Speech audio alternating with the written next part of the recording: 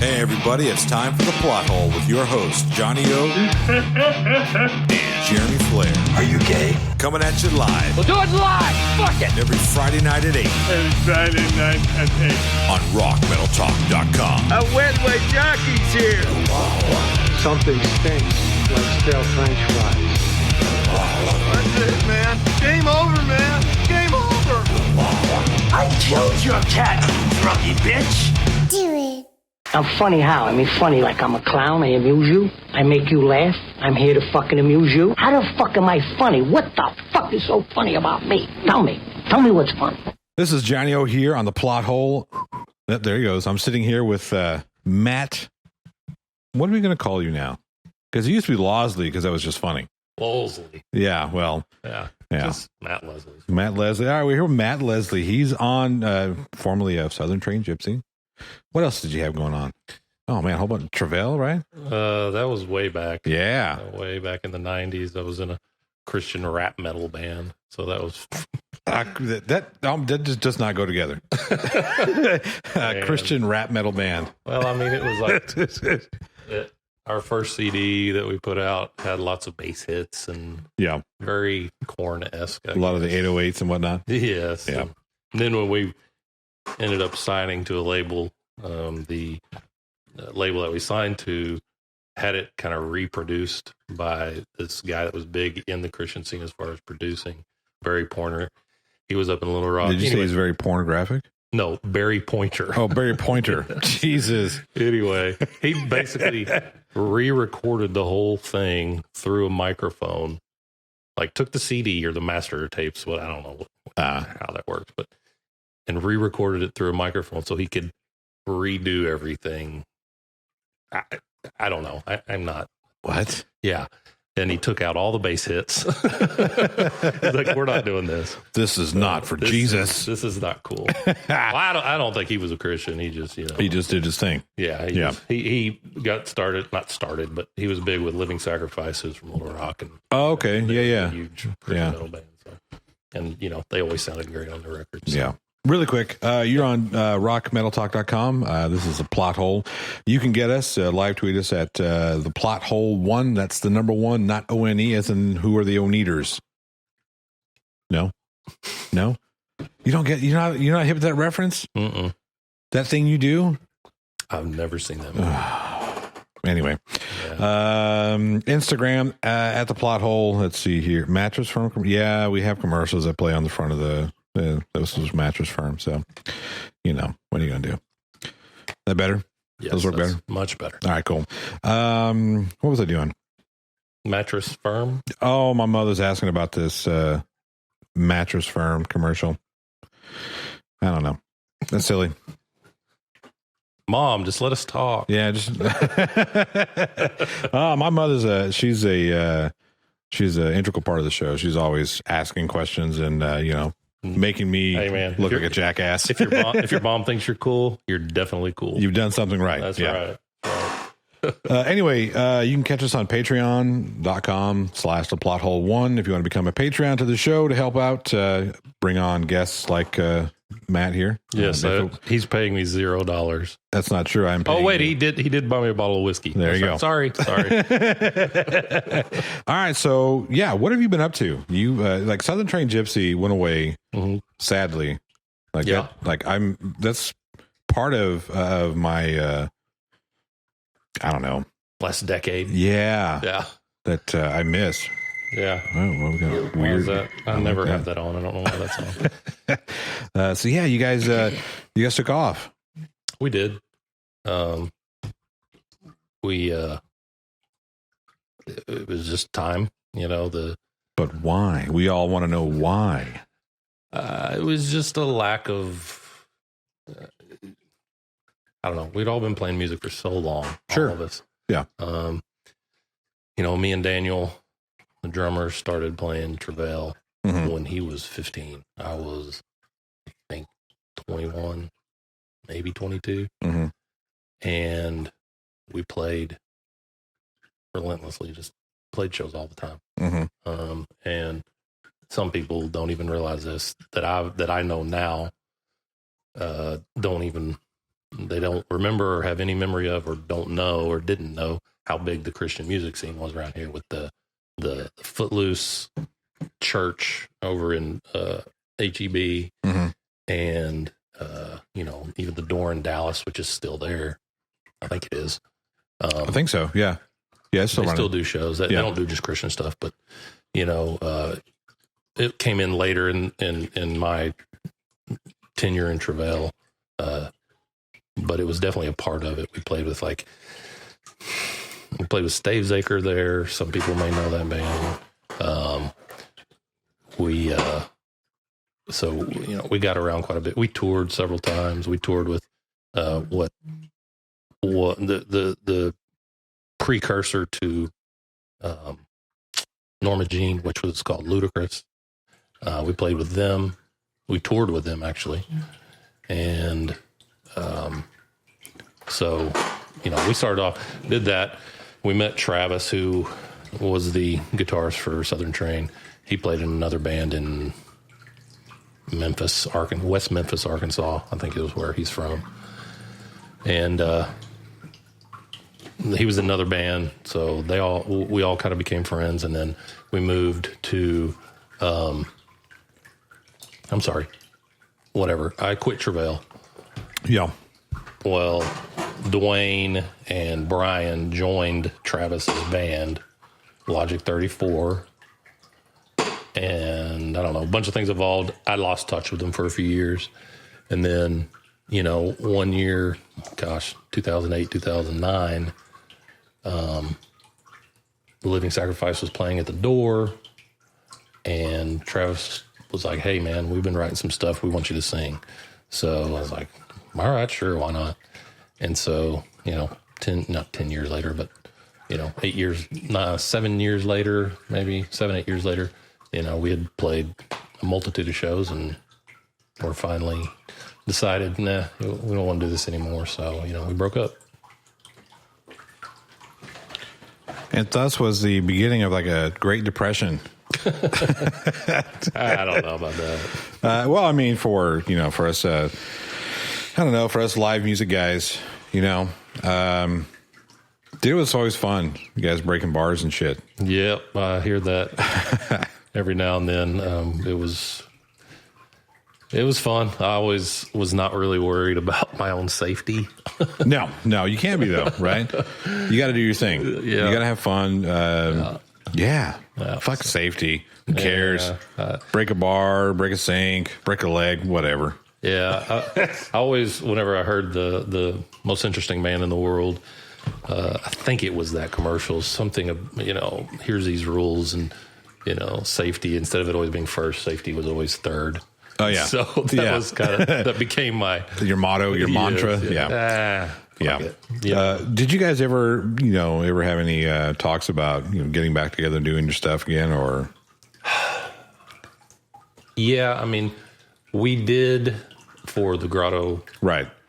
Closing down. Yeah, we played a show, and then Dwayne passed. Yeah, and which was heartbreaking for all of us. Well, for sure. And then we talked about maybe doing a thing, in honor of Dwayne, and it's still pretty fresh at the time, and so we decided let's not. Yeah, out of respect and whatnot. Yeah, for certain. Right, and so so as it stands, there's no plans. I still talk to the guys. Yeah. I'm still got a group thread with them. We send stupid texts to each other. Yeah. So what I'm told is that all like bands eventually devolve just to stupid texts, sexual memes, and dumb shit, right? This is pretty much, it's rarely anything important, but right in and of itself, but it's important because we have, those connections. Yeah, for certain. Well, you got to keep all that shit going, right? Yeah, and we hung out, almost every weekend, and 1 to 2 nights a week practicing. Right. It started in 2009. Yeah. We're in 2020, so 8 years. And went on the road a few times, not for long treks, but for a weekend at a time. I mean, yeah. Did you guys ever do any like real tours? Nah. Just you guys did some like, we're going to go to Oklahoma or stuff like that. Yeah, we played with Drowning Pool once in Oklahoma at this little place out in the middle of nowhere. Out in Lawton, right? Maybe. Yeah. I don't remember. For some reason, there's like a big metal following out in the middle of that's Lawton, Oklahoma. Yeah. Well, you got a bunch of younger people out there, nothing to do but smoke weed and do meth and listen to rock and roll. There you go. I mean, I mean, that's like the and recipe. to each their own. No judgment here. I'm judging you if you're doing meth. That's all I'm saying. Well, I don't want to hang out with you. I don't want to hang out with you. I don't want to look at you. I don't want to be in the same room with you, and I don't want to use words with the letter U if you're a meth head. That's all I'm saying. That's fair. That's fair. I remember the one time at House of Blues. Oh man, that was a good show. Yeah, but the picture of you standing there sad. Yeah, because I paid like $11 for that fucking beer. You're like, I can't get drunk here tonight. Exactly. I was upset. No, I paid $9 for the beer, $11 for the shot. God. And my wife was with me, so I had everything was in doubles. So $18. We know Eric was like, no, I'm getting drunk tonight, not you. Yeah, she said, I don't know about you, motherfucker. Yeah. So I was very upset about that. Yeah. And then, of course, that was the night of the Newtown shooting. It was either that night or that week. I don't remember. I remember it was right after the shooting at the Batman. Was it? I thought it was. Yeah, because I remember talking about it. Well, I remember talking about it. I remember you talking about it too, but I thought it was a Jersey thing because of the kids. Man, I thought it was because the Batman thing happened. What 2008? Wasn't it? Sure. I don't know. Let me look at it. Let's look it up. Yeah, because I remember. Maybe I'm wrong. My memory says it was the Batman thing. Maybe. Let's take a look here. Yeah. All right, so that was 2012, the Aurora, Colorado shooting, and then that was probably the show. I think shit, man. I'd have to look back on my Instagram to see those pictures. Well, it could have been either one because they were both in 2012. No, it was a Newtown. It was in Sandy Hook because that was December 14th. That's when you guys played. It was cold as fuck outside. That's the only reason why I remember because it was in December. I did have jeans on. That show. So yeah. Huh.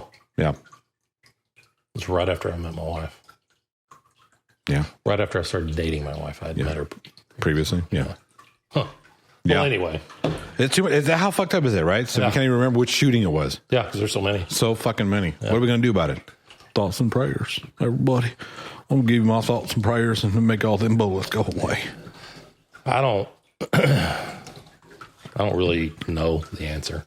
Because the problem is we won't talk about it. Nobody will talk about it. We can't even have a real discussion without idiots on the left and idiots on the right both pulling to their core beliefs, so they say. I don't know what about American culture has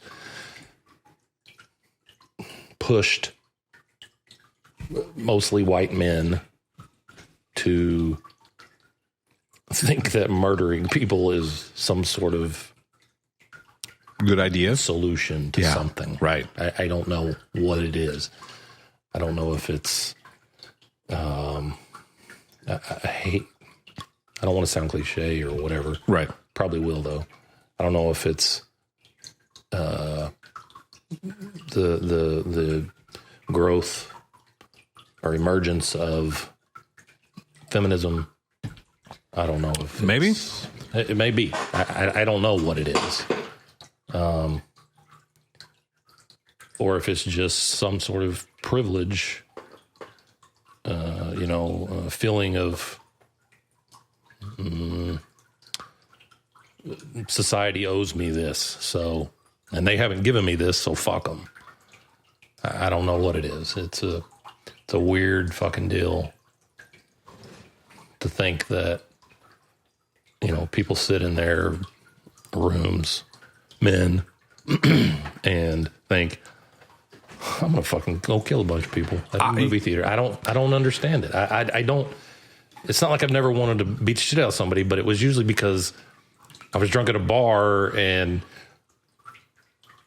you just do stupid shit when you're drunk at a bar. Sure, but sure. I can't imagine premeditating murdering a bunch of people just because. Just for whatever fucked up reason. Yeah, I cannot. I can't wrap my mind around it. I don't get it. I've never understood maybe it's a mental health thing.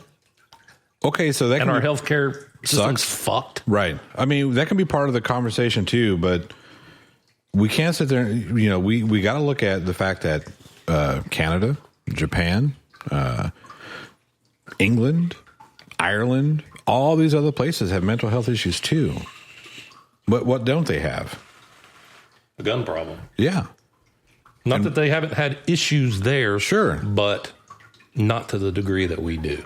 Right. And so, I don't know what the answer is. You know, and the problem, no fucking clue. We have 330 million people in this country, roughly. Yeah. And we have 670 million firearms registered or legally owned. Mm-hmm. That doesn't count. That doesn't count all the illegal bullshit. So even if you average it out, even babies have 2 guns. Yes, there are 2 guns to every American. That's retarded. What the? And here's the thing: not every American owns a firearm, right? So that the average household owns a firearm owns 3 or more firearms. Yeah. What the fuck? I don't need one. I'm not saying I would never buy a gun because I've thought about it and right was right on the verge of it several times, just getting a handgun for home protection. But sure, I mean, on the off chance that I get burgled, yeah, right. Am I really gonna? You know, if I'm gonna have the balls to fucking to blast somebody, to just say boo? Yeah, I don't know, dude. I'm not even a fighter, let alone a killer. Right. I mean, that's the thing. Is a lot of people think they're John fucking Wayne, right? You get all these people. Yeah. Oh man, if I'd have been me, dude. Those fucking white supremacists that were, where were they? Was it South Carolina or Virginia recently? And yeah. They all had their big fucking guns, and you know all. And that's another fucking thing. Uh-oh. White supremacy. Oh my God! Somebody, Jesus fucking Christ! All right, so here's the thing. I don't like social media often, but when I do, I find like things that I control, and I'll stir up some bullshit because I like to watch fucking specifically white men get triggered. Yeah. It's fucking hilarious. It's funny.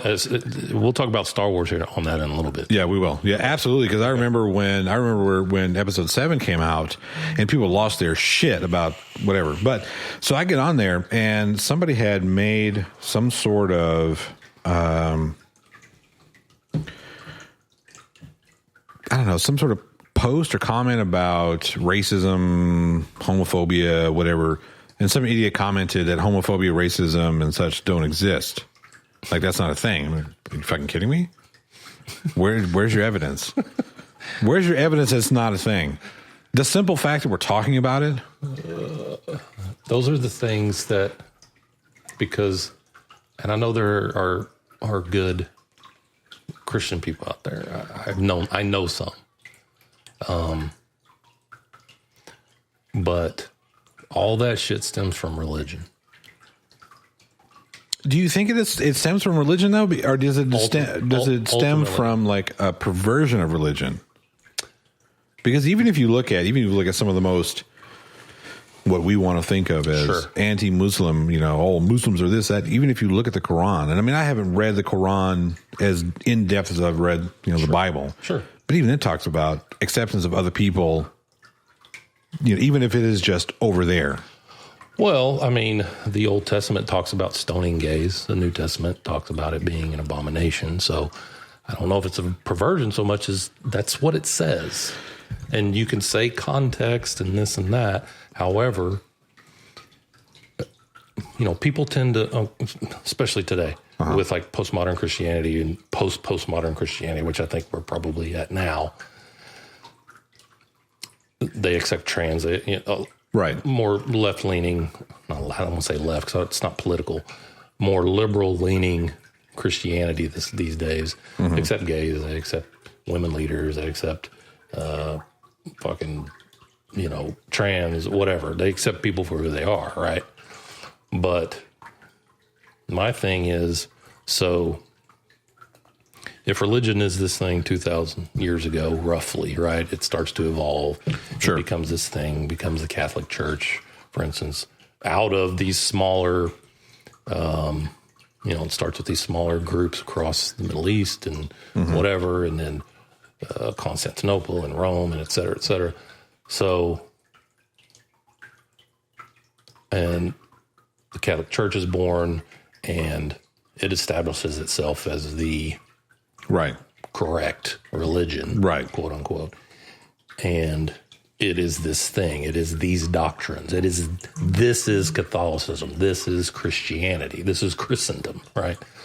And then so fast forward 2,000 years. Well, Catholicism is in a lot of trouble for raping children, right? Well, not Catholicism itself, but hang on a second, because you're talking to a Catholic, right? And here's the thing. Let me first preface what I'm about to say is what John Paul II did and what the Archdiocese did back then, even continue to do.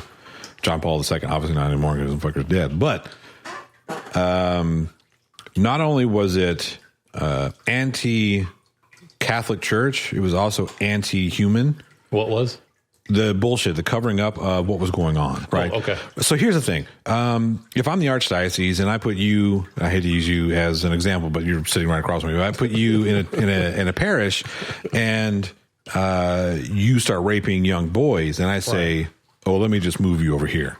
Now we have a problem. Right. The raping of the children, right? And they've done that rampantly. Exactly. That's the problem is the fact that instead of, because here's the thing, if I own something or if I'm a part of something and something is mine, like if something on the Plot Hole, for instance, came out and said, hey, this is a problem. Here's something that's going on that's really, really bad. Now he's doing some fucked up shit. Right. And if I just said, hey, no, I'm going to cover this shit up. No, fuck that shit. Right. This is what the church should have done. Yeah, we know we have a problem with this and we are correcting it. We're taking these people out, even if they don't want to put them in prison, even if they want to say, well, we're putting them in intensive therapy, whatever. We're actually addressing the problem instead of saying, no, we're going to. But they're not doing that. They won't do that. So funny story about what you're talking about, the old man. Way back when, and the old, I think it was KS9 or The Enemy Within, the very beginning of The Enemy Within. It was what? The Enemy Within, the band that I was in. Fuck you. We played the same fucking stage together, asshole. Hey, dude.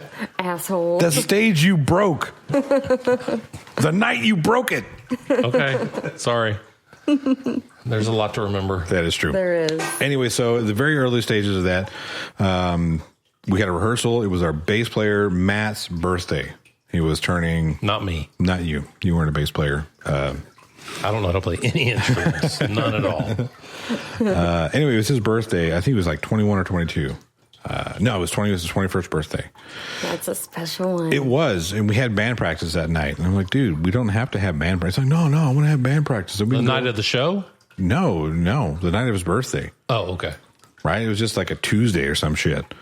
And he was like, let's have band practice. And after band practice, we can go to Hooters and we do this, whatever. Cool. Oh, Hooters. Yeah. What a genius idea. Yeah, sure was. Yeah. So anyway, we had this fill-in drummer. His name was, we called him Doobie. And you can imagine why. I wonder why. Yeah. This guy probably smoked more marijuana than Colorado grows in a calendar year.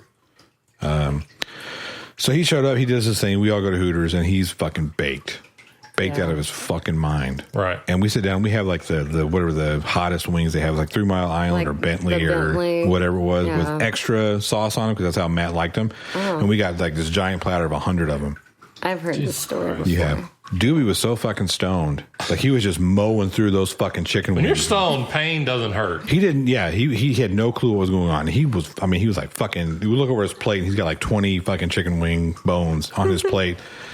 And we look at him and he's frozen. right? And he's got his huge fucking eyeballs. His eyes are watering. His eyes are watering. His face is sweating, and he's got this red ring of super hot sauce around his mouth. And we all stop. We look at him like, "Dude, you okay?" And he just looks at us and says, "Hot." That's all he could muster up. So later that night, we leave Hooters. We go get a whole shit ton of beer and liquor and whatnot, and we go back to our bass player Matt's dad's house. Now, Matt's dad. Matt's house. At that time, it Was wasn't. 21. At that time, it wasn't. Oh. It was, no. He didn't live there. No. He didn't live there. He lived somewhere else. Going to his dad's. We were just going to his dad's house, because he lived with his mom. His mom was out of town and whatever. I don't know why we went to his. Yes, I do. I do know why we went to his house. I was about to say, well, why wouldn't you go to mom's house when she's out of town? Well, we went to Matt's dad's house specifically for the reason I'm about to tell you. We get there, and Doobie, again, being stoned, fucking like monkey climbs up the tree. He's on the roof, jumping off and shit, just doing all kinds of weird shit, right? Now, as drunk as I've ever been. Yeah. And I've done some crazy shit. Yeah. I've never done that. Yeah. Okay. So I know Matt's dad. Now, Matt's father, he was, how do I say that? A shithouse loon. Okay. A little crazy. No, not a little. Like, this guy went out and got a $30,000 loan from a bank after he had been released from the mental institution, the mental hospital, right? He had been in, I think, 4 or 5 times privy to him going in a $30,000 loan, to which he spent all on televisions. Oh, man. He had picture in picture in picture in picture. That's Yeah, really he did. weird. He had more TVs, his gigantic TV, and then he had these little bitty guys, and then anyway, so we get to knowing this about him. Schizophrenic or? Yes, like he was schizophrenic schizophrenic. behavior. I forget what, like schizophrenia was one of them. There's a whole litany list of shit. Yeah. I know. I mean, I knew Matt's dad. I knew exactly what was going to happen, and we had girls with us, right? So we go up. Yeah, we go up to the door. And been there. Yeah. Matt knocks on the door, and I'm facing away from the door because I want to see these girls' faces when the shit show that's about to happen happens. Matt's dad opens the door, fucking Ron Jeremy style. The Ron Jeremy old man robe, open up front, nothing else underneath. Dick flapping around. Was it big? I have no idea. I didn't look. You lying sack of shit. No. You're I didn't look. A liar. I did not look, and the reason why I did not look is because I was too busy fixated on the looks of absolute terror in everyone else's eyes. Everyone else's eyes, as this old man looks at Matt and says, Matt, happy birthday. Which one of these girls gonna fuck me? That's how he answered the door. I've done a lot of shitty things. That's not one of them. Yeah.